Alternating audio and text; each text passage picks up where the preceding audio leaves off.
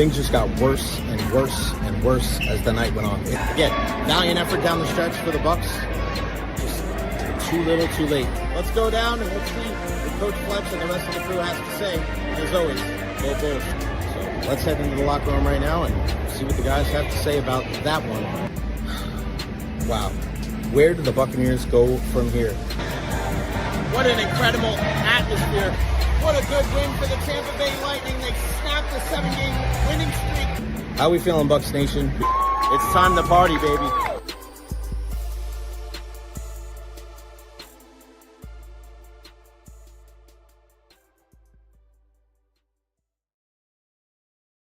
So funny, man. Like, didn't really. I was like, you know what? We'll go live. Maybe we'll go live. And leading up into the trade deadline, I'm like, no, I don't think so. I don't think so. Like, I even got the stuff here. I'm trying to share it on social media. Listen, I tried to get a bunch of other people on with me. Nobody can come on. I reached out to Tom Krasnick. He couldn't do it. Reached out to Aaron Jacobson. He couldn't do it. Reached out to Evan Klosky. He couldn't do it. But we're here, and I am here with you. And, of course, I want you guys. I'm going to make sure that this is on all social media platforms. Facebook, YouTube, Twitter, Twitch, TikTok, Instagram. Get here. I'm putting that on Instagram right now. All right, we are on and we are live. Holy smokes. Unbelievable. The Rays, they are doing the Tampa Bay two-step right now. It is wild to look at what the Rays are doing. These are, you think, are they sellers? Are they buyers? The answer is yes. Unbelievable. I just, this Rays team, it's never a dull moment. Emergency, hold on, let me make sure. Emergency Rays Trade Deadline podcast. Boom, there we go. There we go. We are live right here. And of course, I always want to hear from you guys. This is one of those big interactive shows that we have here. It is right in the chat right there. StreamYard.com/TJ995U485F. If you want to get in on the conversation, feel free. Put that link on your phone. Put that link on your laptop. Get in on the conversation. We are talking all things MLB trade deadline and what is going on with the Tampa Bay Rays. The first, and then we're not going to talk about the ones that happened before, kind of what happened down the stretch, because it got crazy. It got hot and heavy. And if you were watching the Rays-Yankees game like I was, you started seeing Jose Caballero saying goodbye to his teammates in the Tampa Bay Rays dugout right there. And you knew that he was going to get moved. Then you put it out there and you find out he's just going to the other dugout. He is getting traded to the New York Yankees. And I think for me, it makes a lot of sense.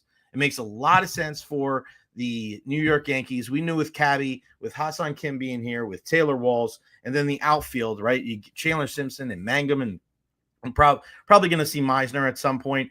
Cabby, who's done such a great job for this team, is going to go across to the other dugout to the New York Yankees. You get Everson Pereira and a player to be named later. I don't think this is a bad deal. And you're looking at the Yankees. They just traded Oswald Peraza, who has been in their system for 8 years. He goes to the Angels. They needed a backup shortstop behind a guy like Anthony Volpe. And now you get a guy in Jose Caballero who's super versatile. He can play second, short, third. You guys know this. And he's a terror on the base pass. I think the Yankees down the stretch, and I know that pisses everybody off, but down the stretch, they did an amazing job because they got Jose Caballero. They also got Camilo Doval, an absolute flamethrower in the bullpen from the San Francisco Giants. So we'll get into a lot of those moves. Let's get to our guy, Robert Calkin, real quick. He is here joining us from OKC. We got to keep it short, buddy. Give me 30 seconds. What do you got, partner? I don't know what Stu is doing. I'm so glad this is his last trade deadline as owner. Stu does Stu things up until the very bitter end. Oh my God. You don't like the moves? No, absolutely not. Why not? What don't you like? I specifically don't like the Cabanero move. Okay. That he's one of the best players on this team right now. Mm-hmm.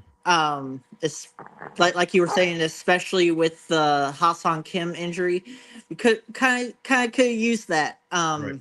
But you know, Stu doing Stu things. Hopefully these new owners are everything we dreamed of and more. So you got that right, pal. All right, appreciate you, buddy. Have a good weekend. All right, brother. You too. Robert Cochran right there hitting us up from all the way out there in OKC. Again, I want to hear from you, your thoughts on the trade deadline. StreamYard.com/TJ995U485F. Click on that link in the chat. You can hit us up on the phone. You can hit us up on your laptop as well. The other big thing, the other big move. So, all right, let's go through that. So Caballero gets traded. You're thinking, all right, here we go. Here we go. The Rays are going to start moving on from their guys. Who else is going to be traded? Are we going to see this guy? Are we going to see that guy? Are we going to see Clevenger moved? Are we going to see P. Fairbanks moved? We didn't see either one of those guys moved. I think a lot of people are happy about that in the Tampa Bay area, because then what do you see? You see Adrian Hauser getting acquired by the Rays. And this is a name, when you look at a lot of articles leading up into the trade deadline, Adrian Hauser, big strapping right-hander. This was a guy that people were wondering, okay, could he be a fit, middle of the rotation type of dude for teams that are really trying to make a difference down the stretch, right? But no, the Rays end up trading for Adrian Hauser. So as much as you thought, okay, they're going to be in a mode of trade, sell, the Rays do it again. They say, no, we're not selling the farm. We are going to sell, but we're also going to acquire some players too. You're going out and you're getting a 32-year-old right-hander in Adrian Hauser. This guy has been fantastic for the lowly White Sox this year. 6-2 in 11 starts with a 2.10 ERA. This is a guy that pitched for the Mets last year. Didn't do too great, but he was really, I think, had a nice career, about a 5-6 year career for the 7-year career with the Milwaukee Brewers. This is a tough guy, and he knows how to get outs. And when you look at him and you look at that move, you're wondering, okay, you're trading him or you're getting him, but for what? You're getting him for Curtis Mead. And Curtis Mead was another guy that I thought, when you saw what he was able to do in preseason or in spring training, you're like, okay, this could finally be Curtis Mead. This could finally be the guy that they've been waiting for so long to be able to come up and be that right-handed bat against the left-handed pitching. This could finally be that guy that we thought was going to be a factor in this lineup, playing some first, playing some second. Maybe he could play some outfield, right? When you're looking at Curtis Mead, you're like, all right, this could be the year, because he crushed it in spring training. Makes the team out of camp. Eloy Jimenez does not. And then you see what happens. He just is the same. He fell back, same old thing, gets sent down. Curtis Mead's time with the Tampa Bay Rays is done. Kaput. Gone to the Chicago White Sox. Adrian Hauser comes in. So now, all right, now you're looking at this starting rotation. Okay, you add him to Rasmussen. You add him to Shane Baz. You add him to a guy like Ryan Pepio, who grinded his butt off today. Are they done? They are not done. And you start to see, oh, wow, you're going out and you're getting one of the best freaking relievers that was available at the trade deadline in Griffin Jackson. If you look at it, if you're a Minnesota Twins fan, you're thinking to yourself, okay, could we possibly make a run at this thing down the stretch? You're starting to look at the standings, and if you're Minnesota, who made the playoffs last year, they're 6 games under 500. They've lost 2 in a row. They're 4-6 in their last 10. These teams that are hovering around 500, do they really have a shot? They're 5.5 games out of the wild card. And we've seen teams go on runs where they go 27-8 in 35 games, and they be able to vaunt their way back up the ladder and into a playoff spot. Well, Minnesota was very loud and very clear in the last 48 hours that they do not believe that they have a playoff team on their hands. Now, there was talks of Joe Ryan, their top starting pitcher, possibly being moved to the Boston Red Sox. Fox News screwed that one up. I don't think he was moved. But then they traded Carlos Correa. And you remember the whole thing with Carlos Correa a couple of years ago with his deal, and was he going to sign with the Giants? Was he going to sign with the Mets? We know he's had back issues, but he was owed over $100 million. He ends up getting traded back to the Houston Astros. They already have a shortstop with Jeremy Pena, who came in after Carlos Correa left, and he's agreed to play third base. Now, they've already gone out. They've got Ramon Urias from the Baltimore Orioles to kind of help, but he's a guy that's, I think, on a team like the Houston Astros, a guy that can play multiple positions. Isaac Paredes out for the year for Houston. They had to find something at that third base spot. And that's exactly what they did, bringing Carlos Correa back to Houston, where he's won and been such a huge, huge factor for them, for their World Series victories. And that kind of signified what's going on with the Minnesota Twins. They sell their closer. They trade him to the Philadelphia Phillies, Joan Duran. But they weren't done. Griffin Jax traded to the Tampa Bay Rays. And, of course, you have to be very careful at this time of year. You have to check the Twitter handles. You got to make sure, is this the real guy? Is this just somebody trying to, troll somebody? Because they're slick. They're slick with these Twitter handles. They'll just change one letter, and it won't be that guy, like Shams for the NBA. Like somebody is just harping on, all this negative or false NBA news. So it was a double take for me. I wasn't as surprised with Adrian House I was with Griffin Jax, because this guy throws cheese. And when you look at just the numbers, like right off the bat, just the surface area with the numbers, it doesn't like wow you this year because he's 1-5 with a 4.5 ERA. When you hello, it's small reference, and you guys use the comma. But last year, 2.8 WAR, 5-5 with a 2.03 ERA. This guy in 72 games last year threw 71 innings and only gave up 16 earned runs. You guys know I love my whip stat, 0.873. One of the best relievers in all of baseball last year, Griffin Jax. So now, if you look at it, and I know the Rays lost today, they're not necessarily punting on the season. As much as you would think with some of these moves, what are the Rays doing? They're not. They're kind of pivoting. They're kind of moving. They're shifting from the left to the right. The question is, for a guy like that, who are you trading away? Who are you getting rid of? And the one guy that I've been telling you that's been at the top of the list that I thought the Rays were going to move on from this entire week was Taj Bradley. I know the St. Louis Cardinals were in on him. They couldn't get anything done there. But Taj Bradley, in a one-for-one swap, what it looks like, going to the Minnesota Twins. It's kind of surprising, too, at the end of the day, because what Taj represented, you love the kid. You saw him get called up a little bit early in his career a couple of years ago. You remember that. We had that conversation, Zach and I. Well, maybe we should trade pitchers. And I go, you don't want to trade pitchers, buddy. Do not trade pitchers, because you never know when you're going to need it. And then just a couple of years ago, this guy goes and this guy goes. And all of a sudden, here comes Taj Bradley making his major league debut. Did the Rays give up too early on Taj Bradley? It's a fair question. He's 24 years old. He just threw 7 shutout innings down in Durham yesterday.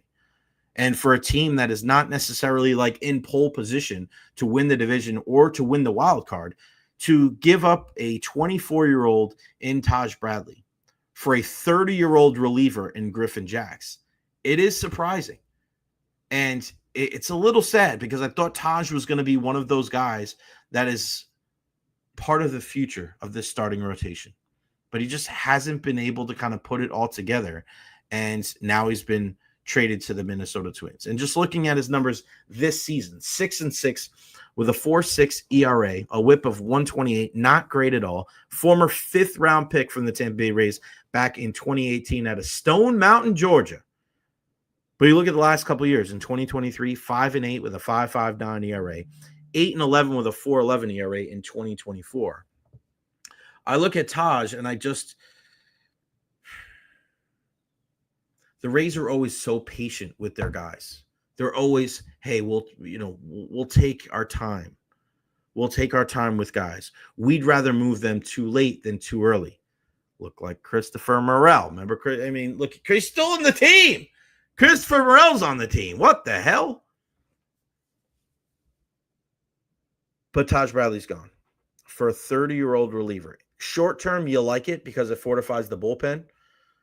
Now you know you have some help there for Pete Fairbanks and Clevenger stayed, Mason Montgomery.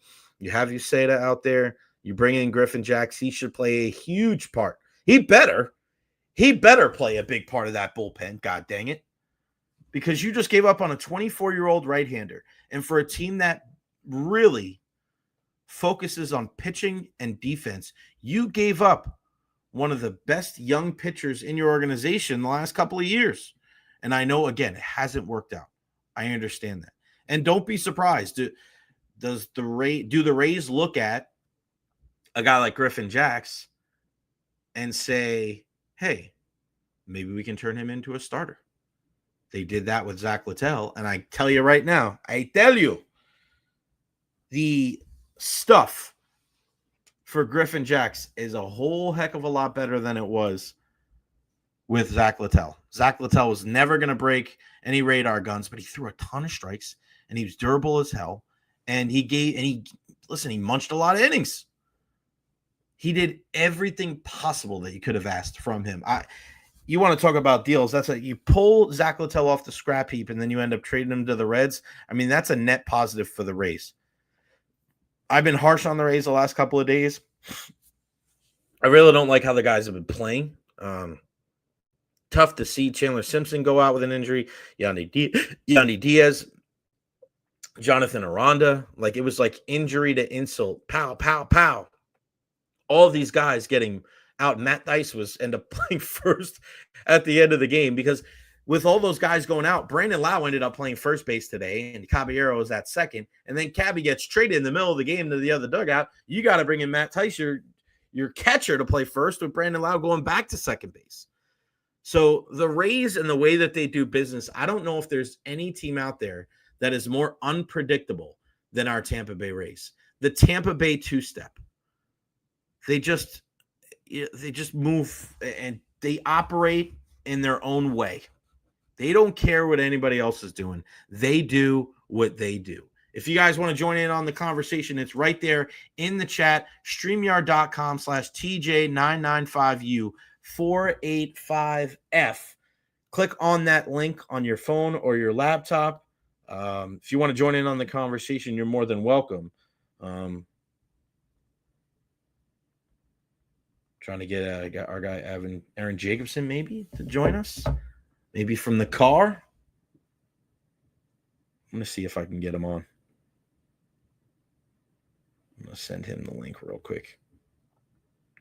Great to be on with Pat and Aaron today from training camp. Love those guys. DJ.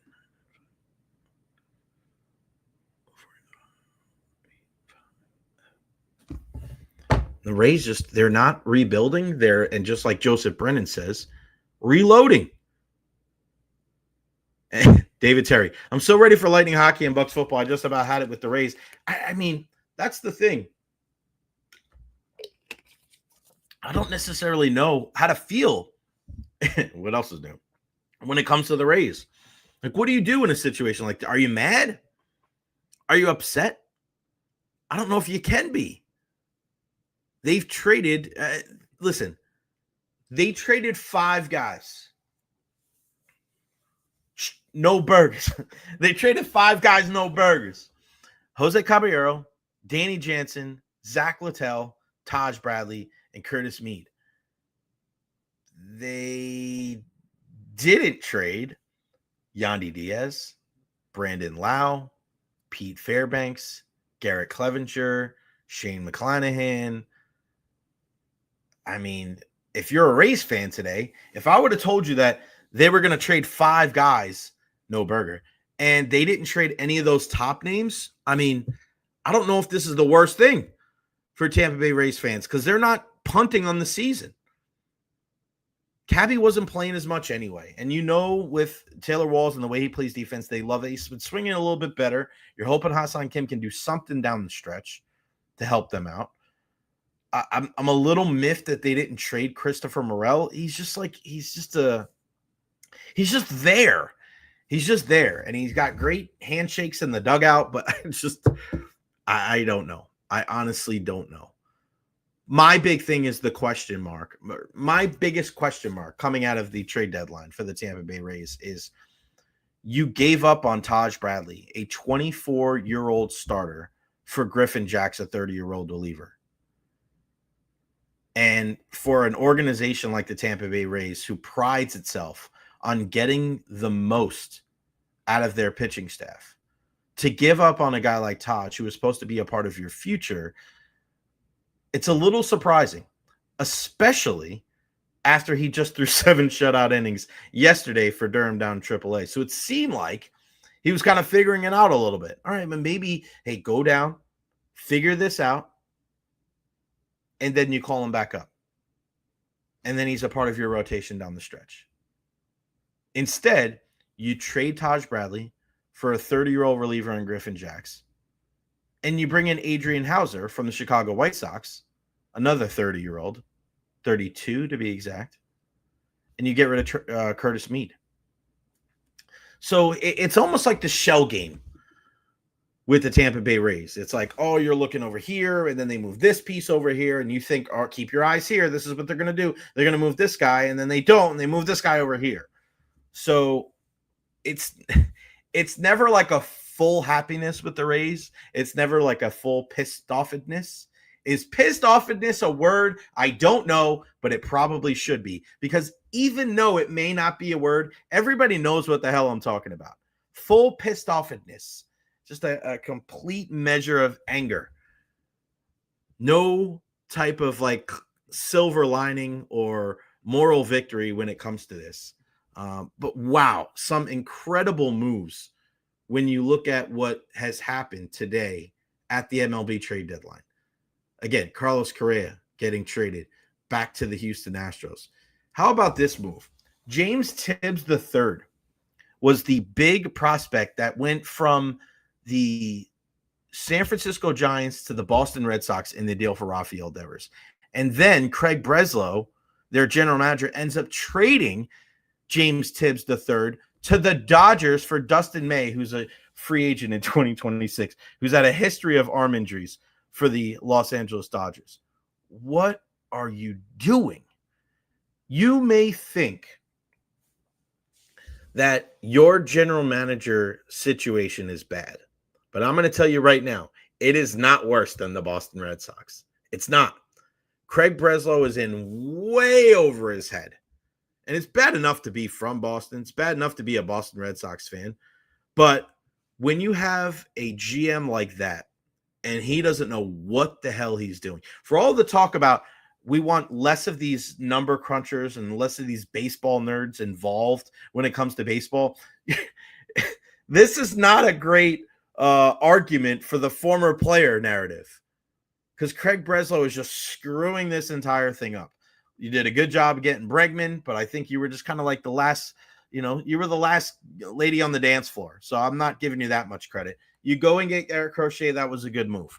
But the lack of communication with Rafael Devers, and then you trade the prospect, the highly touted prospect that was the centerpiece of that deal, for a guy with a history of arm injuries that's a free agent in 2026. I mean, thank you. Thank you. Because if you're a Boston fan, there's no way you're happy right now. Not a chance.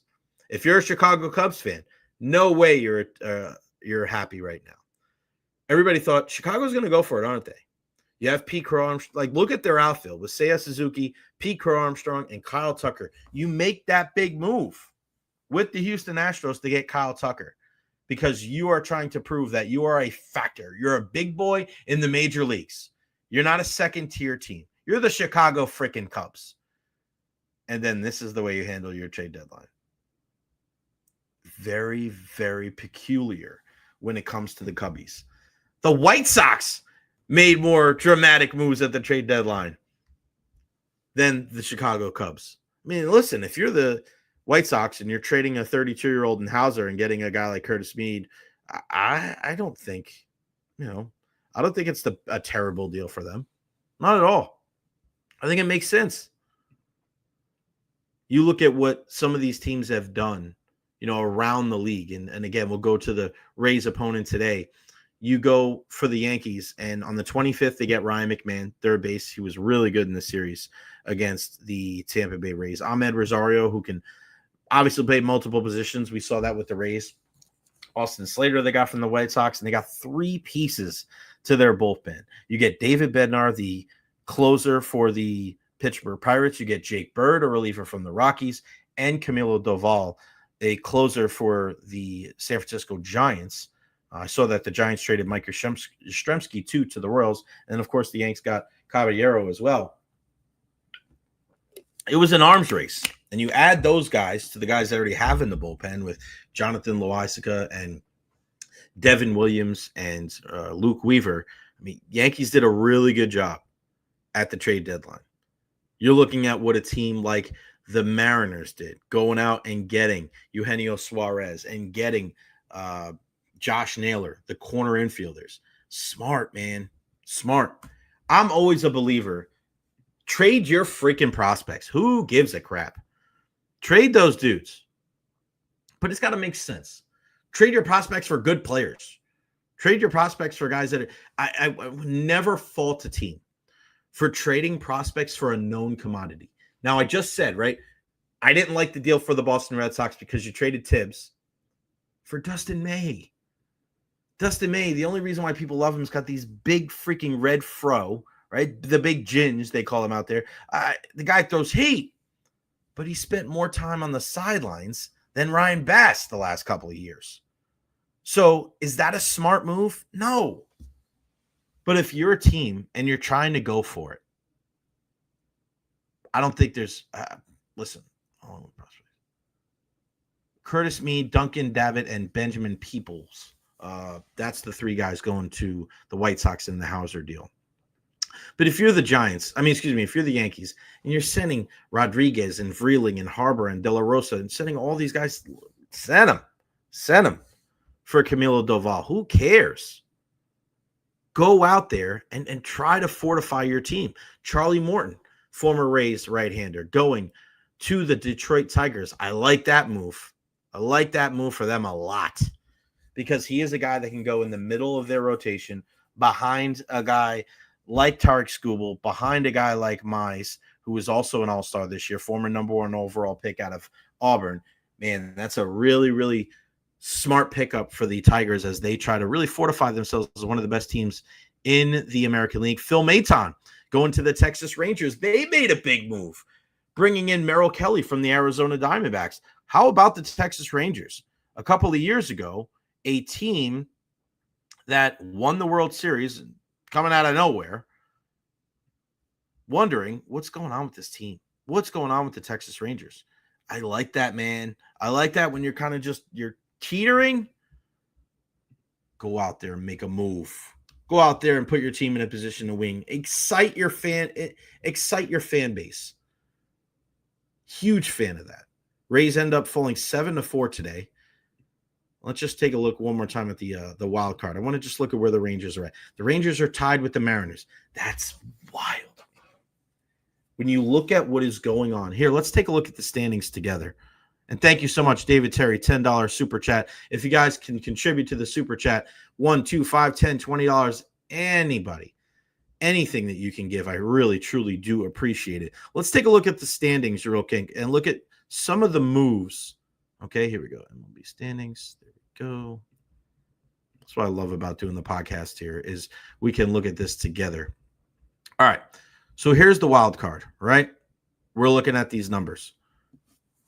We know that the Yankees, okay, they made all their moves.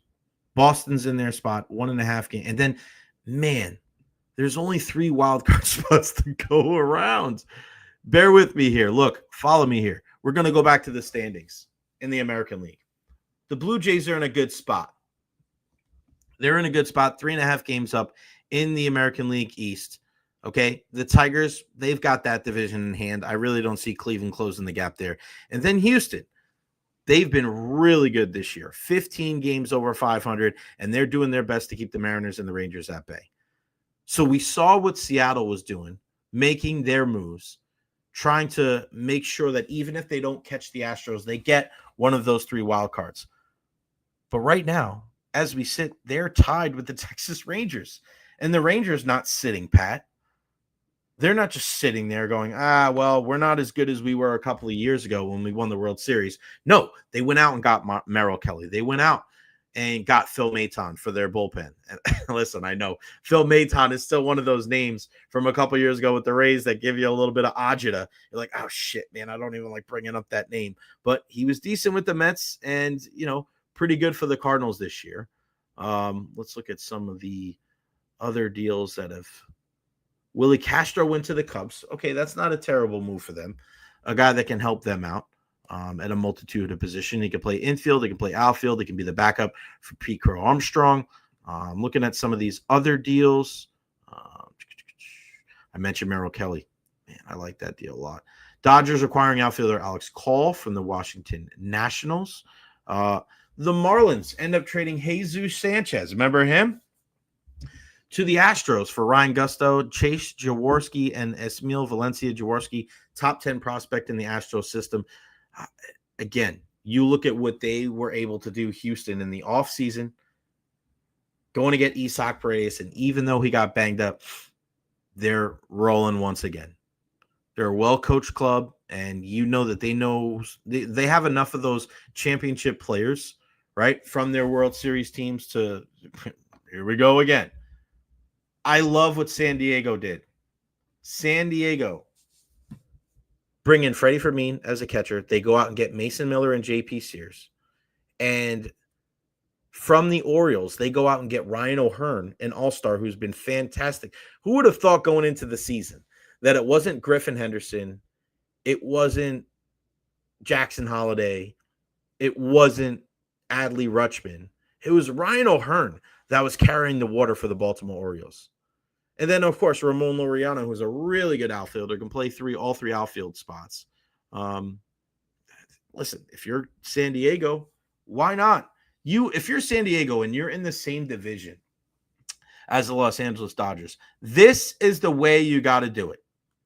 You have to go out every single year and you got to swing and swing and swing and swing. You cannot just sit there and go, oh, man, it sucks. And this is what grinds my gears. This is what pisses me off about kind of the mindset with the Rays sometimes. We're like, we're in the same division as the Yankees. We're in the same division as the Boston Red Sox. Who gives a shit, man? That's just the way it is. Go out and punch, man. Throw some freaking haymakers. Listen, we watch baseball, and people are like, oh, we're worried about the future. We're worried about the money. It's not your money. There's no reason why there's freaking hundreds of players in minor league baseball. You don't know who's going to be great, who's going to be terrible. We see these incredible journeys from these guys that come from high A ball, and then a couple of years ago, they're one of the best players in the game. It's unknown. We don't know what's going to happen. So why not go for it? Take a freaking swing. Throw some haymakers. I love that that's what the Padres do. We're in the same division as the Dodgers. And instead of bitching and moaning and crying and, oh, this woe is me kind of stuff, they're like, bro, we're going to go crazy. And we're going to trade this guy. We're going to bring this guy in. We're going to do whatever it takes. I love that. Love it. Great deal for the Mets earlier today at about 3:30. They acquire center fielder Cedric Mullins in a trade with the Baltimore Orioles. He can help them out from the left side of the plate. Also, depending on what you're looking at, the outfield metrics. I just saw some today. Some people say he's overrated. Some people really like the move. He wasn't the only center fielder that was moved. We see that Harrison Bader, who was playing with the Yankees, playing with the Mets, played with the Cardinals. He was with the Twins this year. That's another sign that Minnesota is not really trying to vie for a playoff spot. He gets moved to the Philadelphia Phillies. And you look at their general manager. You look at what Dave Dombrowski has done in his tenure. This is a guy that throughout his years in the world of baseball, he just does not care. He does not care. He's just going out there like, I'm rolling the dice, dude. I'm out here to make deals. I'm a general manager. I am going to do whatever it takes to put my team in a position to win. He swings. Let's not get to this point of when we're talking about baseball and we're talking all these sports of like, we're going to save this guy and we're going to save that guy. Who gives a crap? Make moves. And it's funny because a lot of times when we talk about trades, everybody's excited because you play fantasy football, you play fantasy baseball, and you're moving and shaking. And then when it happens, everybody's like, oh, no, don't do that. I can't believe they do this. No, I don't want to see a general manager sit on his hands. Make some freaking moves, man. Give me some freaking entertainment. I love trade deadline day for the NBA and for the NHL and for baseball. Nobody cares when it comes to the NFL. Again, that's the one thing that the NFL doesn't have a monopoly on, and that's trade deadline day. I would love to see the NFL say, you know what? We're going to start doing multiplayer deals.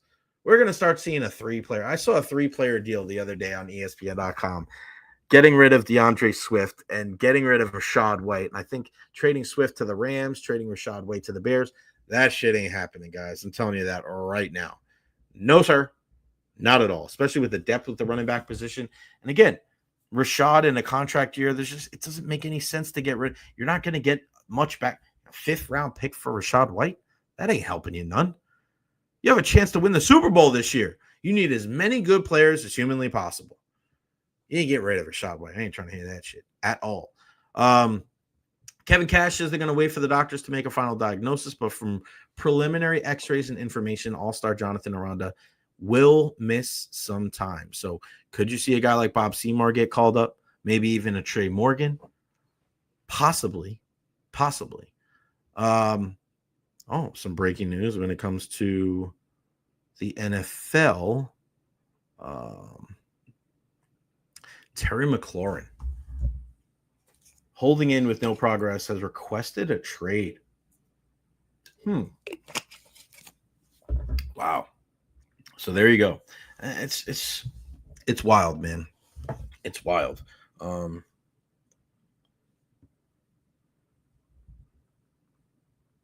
going to see if Evan Klosky can join us at 7. Because if so, we'll hang on for a couple minutes and then have him on. If not, we'll kind of wrap it up around 7 as well. Devin Garnett, our guy. My pal. Very surprised the Rays gave up on Taj so early. The biggest question mark, I think, coming out of this MLB trade deadline for the Rays. You pride yourself on being a team that can get the most out of pitchers. Young pitchers, middle-aged pitchers, older pitchers. You change what their mechanics are. You change what pitches that they throw. You take relievers and turn them into starters. The Rays really, they've got the magic potion. They got the Midas touch when it comes to pitchers. But not for Taj Bradley. 24 years young. A former draft pick, a guy that you had really high hopes on, a guy that a lot of people had high hopes for as being a part of the fabric of this team going forward and being part of that starting rotation that I think going into the season, a lot of people around baseball were thinking, hey, if everybody's healthy and Shane McClanahan can come back and really do his thing, this could be one of the best rotations in all of baseball. McClanahan and Boz and Rasmussen and Bradley and Pepio, right? And Zach Littell. I mean, you got 6 good starters with guys like Joe Boyle waiting in the wings. We didn't see that really all year long. Outside of a guy like Drew Rasmussen, who's really exceeded expectations on the bunt this year? I don't know if anybody has. Anybody? Just Drew. Every year, people look at the starters, and Drew Rasmussen's the 3rd or 4th or 5th best pitcher. I remember having this conversation a couple of years ago. This is before Tyler Glasnow got moved. Who was the next Tampa Bay Rays starter to throw a no-hitter? And Springs was still there, so it was last year. So it was like Springs, Rasmussen, Boz, Glasnow, or McClanahan. And somebody said McClanahan, somebody said Taj Bradley, somebody said Tyler Glasnow, and then I was like, or somebody said Jeffrey Springs. That was the 3. It was Springs, Glasnow, McClanahan. And I go, really? Because I think the guy that has the best chance of throwing a no-hitter is Drew Rasmussen. Because this is a guy that keeps the pitch count down. He doesn't walk anybody, and he can get through 9 innings without throwing 150 pitches. He has been the unsung hero of this entire team. Forget about just the starting rotation. Drew Rasmussen has been the unsung hero of this entire team, of what he's been able to do since coming across in that deal for Willy Adames. And it still sucks that Willie's not here. I miss Willy Adames. Just a great dude altogether. But you trade Willy Adames, you bring in JP Feyereisen and Drew Rasmussen, and Drew has exceeded all expectations. But outside of him, when it comes to pitchers, who's been the guy this year? Can anybody answer that question? Anybody? All you Rays fans out there, Which Rays pitcher can you look at this year and be like, that's my guy? That guy's been balling. That guy's been exceeding expectations.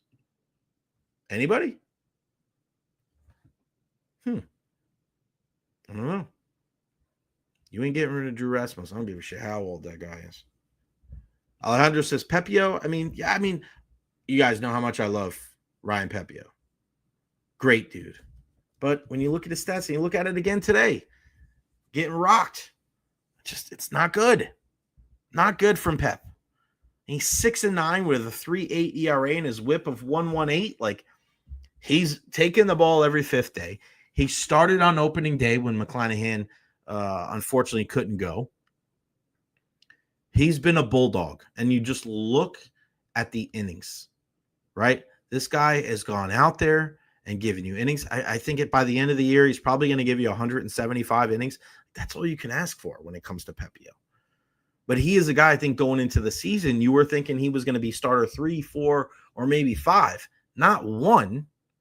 That's why you have Shane McClanahan. That's what you were hoping you were going to get from Shane Baz or Taj Bradley, taking that step forward. We haven't seen it. We haven't seen it from him, from any of those guys. So I look at what this Rays team has done this year, and I look right now at where they stand when it comes to the MLB standings. And as of right now, they're 10 games back in the AL East. They're 54 and 56. They've lost 3 in a row, and they're 2-8 in their last 10. And again, just another reminder, because for some reason they put it on all these standings. For all those numbnuts out there that put such an onus on run differential, the Rays have a plus 50 run differential, and they're 10 games behind the Toronto Blue Jays, who have a plus 23 run differential. That doesn't mean shit. So if anybody ever tries to tell you, oh, look at run differential, it's duh. Teams at the top of the division are going to have a plus run differential, and teams at the bottom are going to be a minus run differential.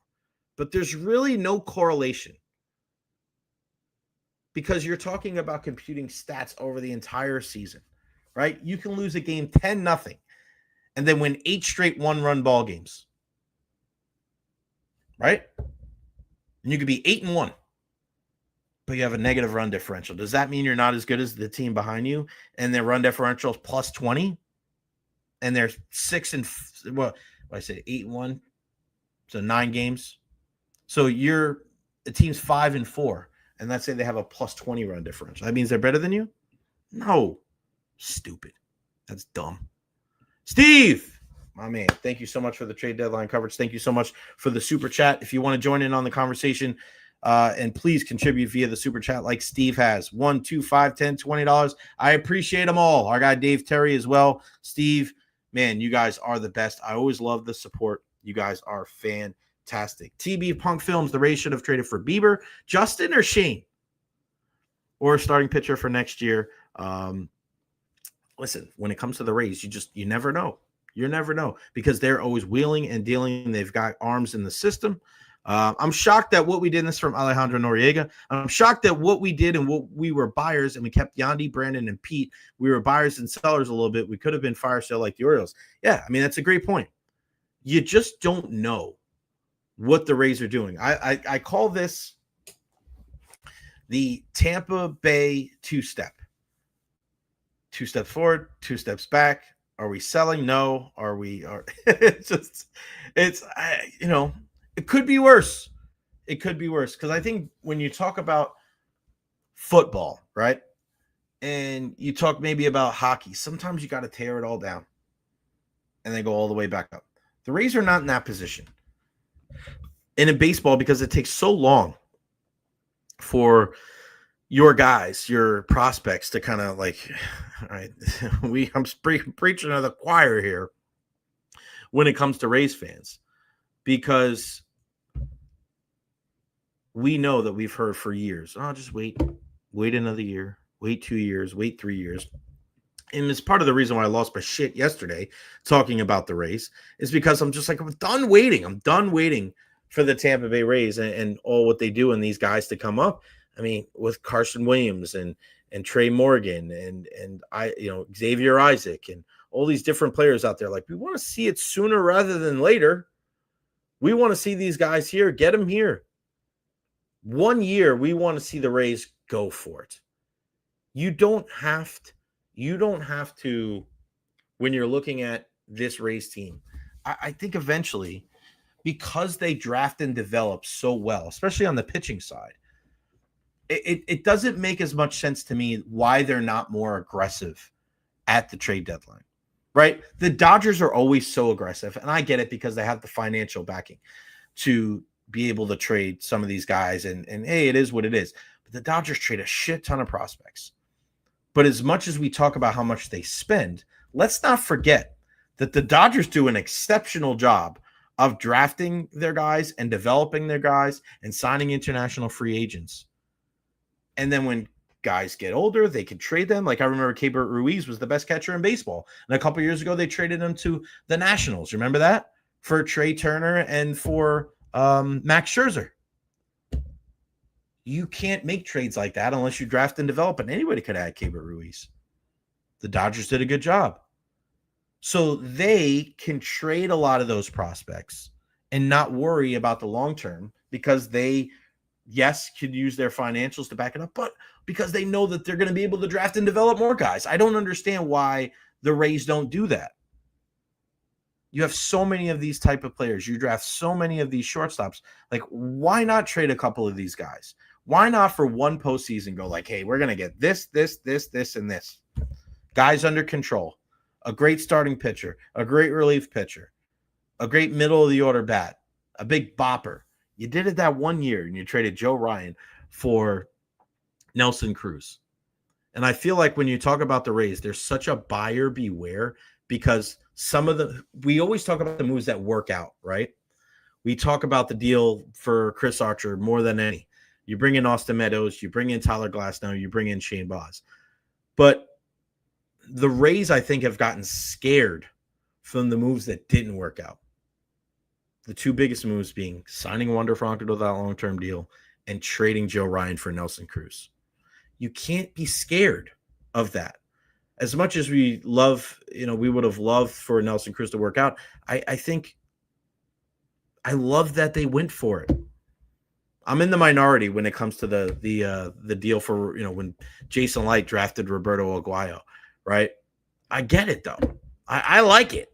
I like that kind of stuff, man. Take a fucking swing. It's the trade deadline. I want to see general managers. You're not mortgaging futures here. You have so many players in the minor leagues. You have one of the deepest farm systems in all of baseball. At the end of the day, all of those prospects cannot play on your main roster, your 25 and 26 man roster. Look at what Julian Breezeball has been able to do these last couple of years. Screw your draft picks. Screw your prospects. There's no guarantee that those guys are really going to be functioning professional athletes. Get known commodities. Just think it makes a lot of sense. And I'm hoping that when you get new ownership next year, that there's also a change in how they operate in their day-to-day roster construction, instead of feeling like you always have to shop on the clearance rack.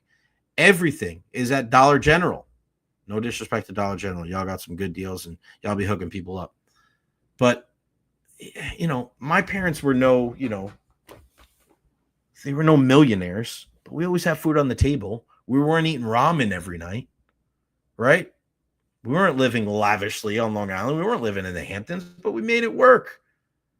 We don't have to eat ramen. Like, for the Rays, I feel like we're so stuck down there where it's like we have to eat ramen every night. And trust me, ramen hits, especially at night, the late night munchies.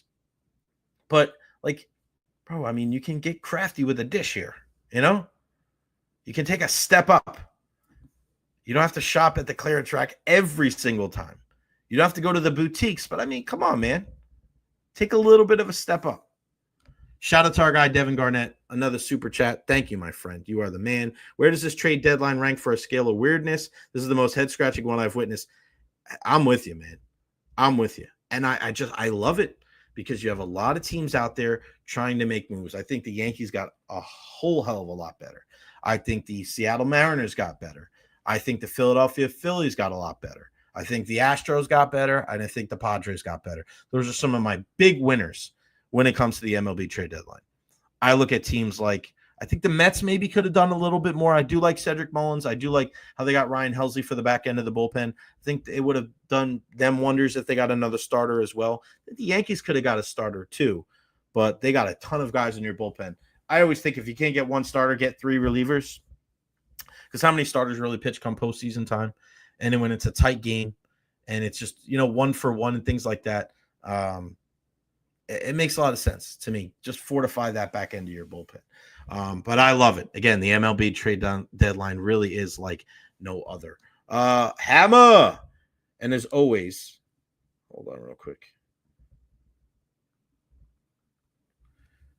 Shout out to our guy, Honest Timer, Custom Builders, LLC, licensed, insured, and bonded general contractor. Again, 813-244-0956. He's not sponsoring the emergency podcast, but he's my guy, and I love him. We're going to show him some love right here tonight on this Emergency Rays Trade Deadline podcast. Thank you, everybody, for being with us so far. We'll be on for a couple of minutes longer. Why didn't we trade Diaz? He's a free agent next year. Probably no buyers. No, there was buyers out there.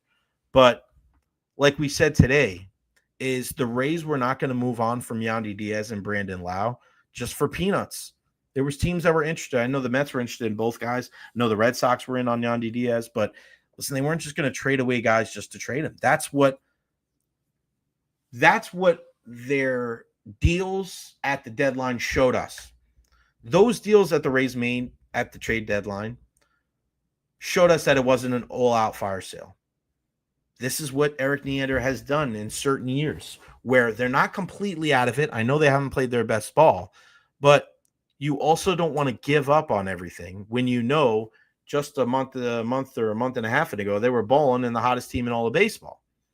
So again, you want to pivot, right? You want to just shift things over a little bit. You want to give certain guys more opportunities.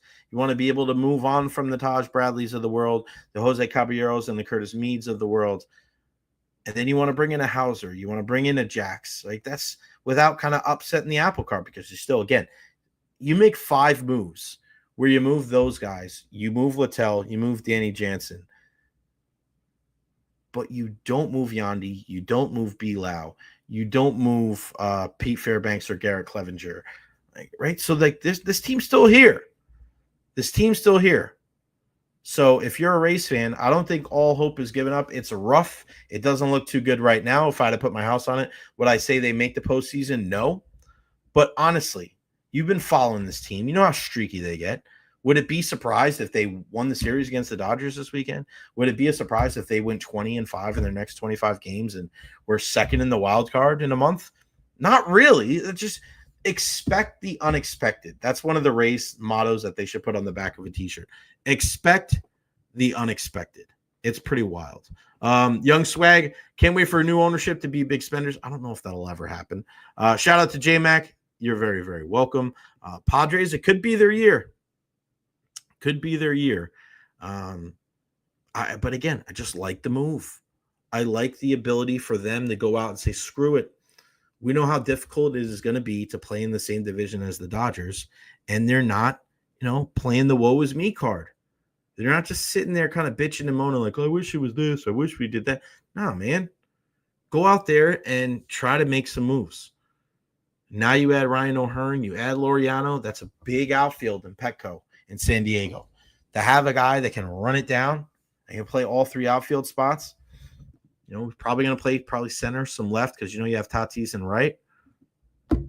Good moves from AJ Preller. It's never a dull moment as a San Diego Padres fan. And the other thing is when you look at, oh my God, Jose Caballero is already interviewing with the Yankees, which is kind of funny. Just going from one dugout to the next. Reds got Miguel Andujar as well. And now we got to wait because if Jonathan Aranda is going to miss some time, do you get Bob Seymour up? Do you get Trey Morgan up? Aranda's been struggling after the All-Star break. I know he's a little bit better in the series against the Yankees, but what we've seen in the past is sometimes these young guys get an opportunity and they inject some life into the team. We saw that with Chandler Simpson this year. We saw it with Cameron Meisner this year. We saw it with Jake Mangum this year. And a guy like Bob Seymour getting up there can absolutely rake. I don't think this is the worst thing in the world. Not at all. But love this trade deadline. Really did. It's been a lot of fun. This has been really, really cool to see. All right, that's going to wrap it up for me, guys. Thank you so much for all that you have done, for all the support. About 55 minutes, not too bad for the Rays trade deadline, the emergency Rays trade deadline podcast. Tomorrow,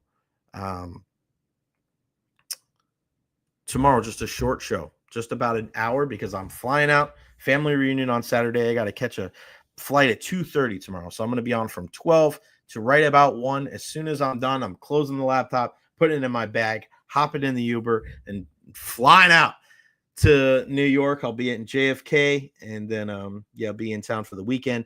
The show on Monday will be from my parents' house. It'll be in their basement. The acoustics are going to be a little weird, but who cares? It'll be fun. Ian Beckles will join us at 12:30. I'll be at Bucks training camp tomorrow.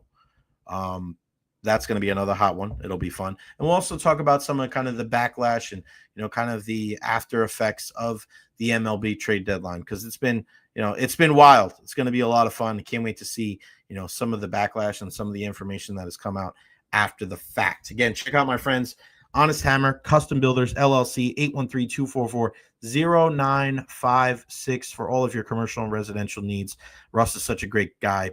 Big-time Tampa Bay sports fan. If you have any questions, kitchen, bathroom remodels, there's a lot of people you can't trust out there. He is one of those guys you can truly, truly have in your corner, and he's going to answer all your questions for you. And again, he's a Tampa Bay sports fan. Tell him you heard it right here on the Jay Retcher podcast. Right there, you see the QR code. Again, give me a call, 813-244-0956. Follow me on all social media platforms. Facebook, YouTube, Twitter, Twitch, TikTok, Instagram.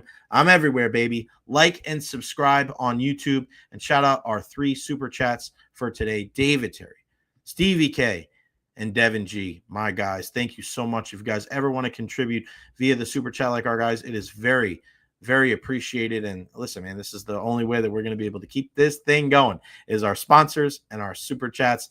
And again, I appreciate it so much. I enjoy talking all things Tampa Bay sports with you. All right, guys, everybody have a wonderful rest of your Thursday. Go decompress, go have a nice meal, and we'll see you tomorrow at noon right here on the Jay Retcher Podcast.